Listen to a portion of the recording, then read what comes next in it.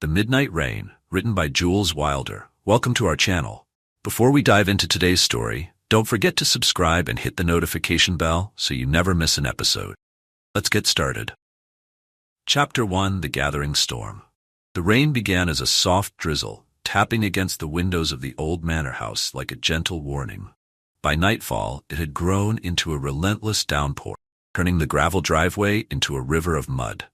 Inside, 6 strangers gathered in the dimly lit parlor, their faces cast in shadows by the flickering firelight.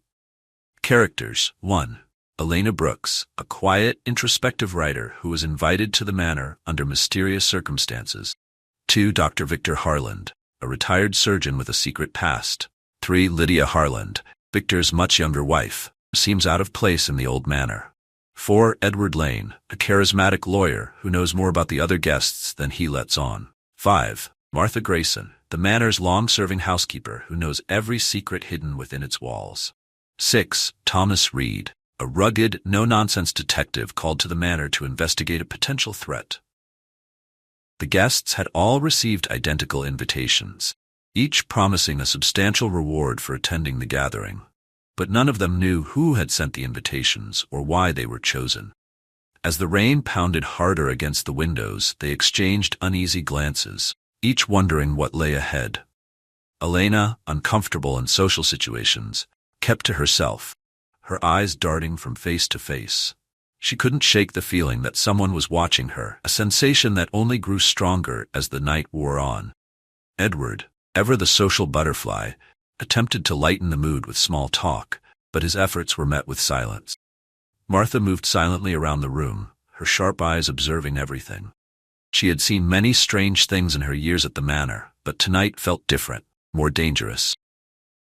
She tried to dismiss her unease, but a gnawing feeling in her gut told her that something terrible was about to happen.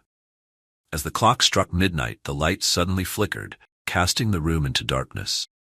A low rumble of thunder echoed in the distance, and the guests could hear the wind howling outside.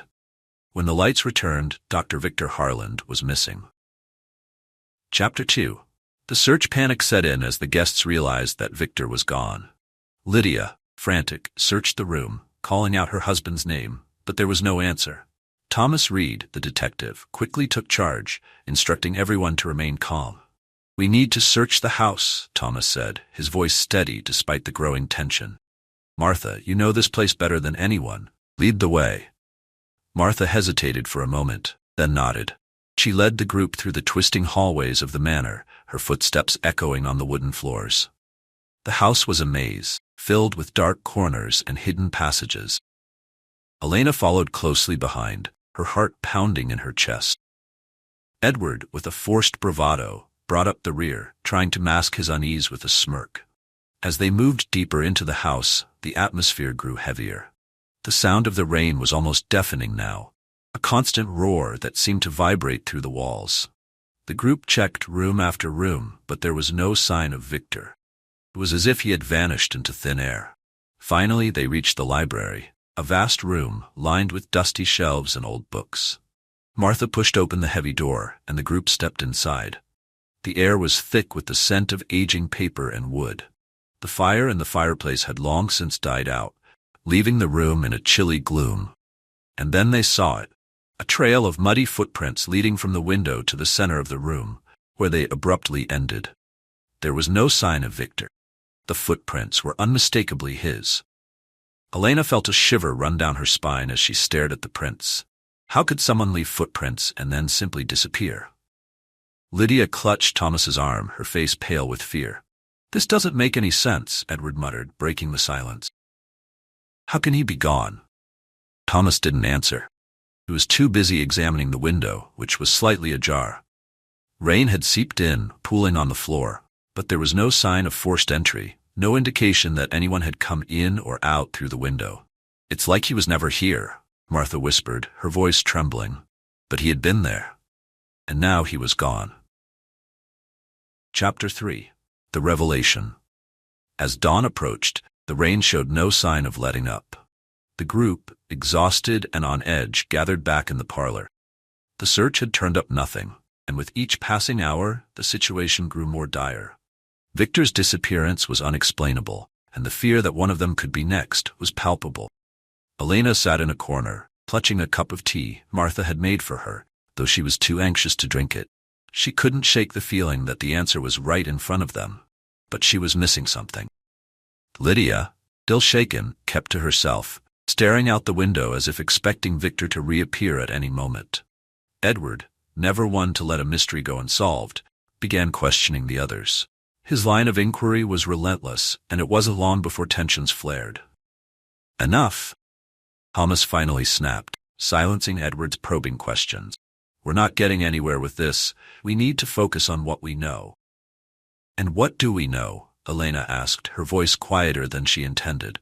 Thomas hesitated. "We know that Victor is missing and that the circumstances of his disappearance are unusual. But we also know that someone in this room has to know more than they're letting on."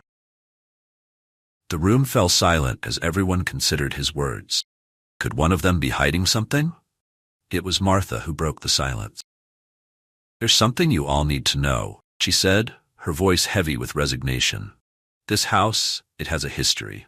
All eyes turned to her as she continued. "Years ago, there was another disappearance. The previous owner of this manor, an old friend of Dr. Harland, vanished without a trace, just like Victor." The revelation hung in the air like a thick fog. Elena felt a chill run down her spine. Could the two disappearances be connected? And if so, how? "I think it's time we checked the basement," Martha said, her voice barely above a whisper. "That's where they found the last one." Chapter 4. Truth Unveiled. The group descended into the basement, the steps creaking under their weight. The air was damp and cold, stone walls glistening with moisture. Martha led the way, holding a lantern that cast eerie shadows on the walls. When they reached the bottom, they found themselves in a large, empty room. The only sound was the drip of water from the ceiling and the distant rumble of thunder. In the center of the room was an old, rusted door, barely visible in the dim light. Martha hesitated before approaching the door. "This was sealed after the last disappearance," she explained, "but something tells me that's where we'll find our answers." Thomas forced the door open, and it creaked loudly as it swung inward, revealing a dark, narrow passageway. The group exchanged uneasy glances before stepping inside. The passage was claustrophobic, the walls closing in on them as they moved deeper into the earth. The air grew colder, and the sound of the rain above became muffled. Finally, they reached the end of the passage, where they found a small, hidden room. Inside was Victor Harland, slumped against the wall, unconscious but alive. Lydia rushed to his side, tears streaming down her face. Thomas, ever the professional, knelt down to check Victor's pulse. "He's alive, just unconscious," Thomas confirmed. But before they could plan their next move, Elena noticed something. A set of papers scattered across the floor. She picked them up, her eyes widening as she scanned the documents. "These are financial records," she murmured. Victor was siphoning money from his own estate into a hidden account. Edward stepped forward, his face grim. "Victor has been embezzling money for years.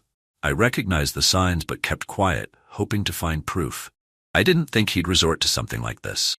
Martha, now understanding the gravity of the situation, spoke up. "The previous owner of this manor didn't disappear. Victor orchestrated everything to cover up his financial crimes. He used this hidden room to stage the disappearance." Lydia, shocked and heartbroken, stared at her husband. "You did all this for money?" Victor groaned as he began to regain consciousness, realizing he had been discovered. "It wasn't supposed to go this far," he whispered. "I thought I could fix it, but when the old owner found out, I had to make him disappear. And now, with all of you here, I couldn't let it unravel." Thomas stood up, his expression firm. "It's over, Victor. We'll take you back upstairs and call the authorities." As they helped Victor to his feet, Edward spoke up, his voice tense. "Wait, if we expose this, it'll ruin more than just Victor. The Harland name, Lydia's future, everything connected to this manor will be dragged through the mud." The group exchanged uneasy glances. They all had something at stake. Elena with her career, Thomas with his reputation, and even Martha, who had served the Harland family for decades. Lydia, despite her anger, understood what Edward was implying. After a heavy silence, Lydia spoke. "Victor, you're going to turn yourself in. You'll confess to everything, the embezzlement, the murder, but will tell the authorities that you had a mental breakdown, that it all spiraled out of control. They'll go easier on you. Victor's face was pale, his eyes hollow, but he nodded. I'll do it, he whispered. I'll confess. Thomas, feeling a sense of justice being served, nodded. We'll make sure it's done right, no more lies. Martha stepped forward, her expression resolute. I'll stay here and make sure this place is sealed for good. No one needs to know what happened in this house after today. As they guided Victor back upstairs, the storm outside began to calm. The rain lightened and the dawn broke, washing the manor in a pale, cold light. Lydia, standing in the doorway, watched as the authorities arrived. She turned to Elena and the others, her voice steady despite her heartbreak. Thank you for helping us get to the truth, she said. It's not the ending any of us wanted, but it's the one we deserve. Elena nodded. Sometimes the right thing is the hardest thing. As Victor was taken away, the group parted in silence, knowing they had done what was necessary. The manor, with all its dark history, would stand empty, its secrets sealed away, but the truth had been uncovered, and justice, however difficult, had been served. We hope you've enjoyed this mini audio story, written by Jules Wilder. If you love immersing yourself in more thrilling tales like this one, be sure to subscribe to our channel. Hit the notification bell so you never miss an episode, and stay tuned for more exciting stories coming your way. Thanks for listening.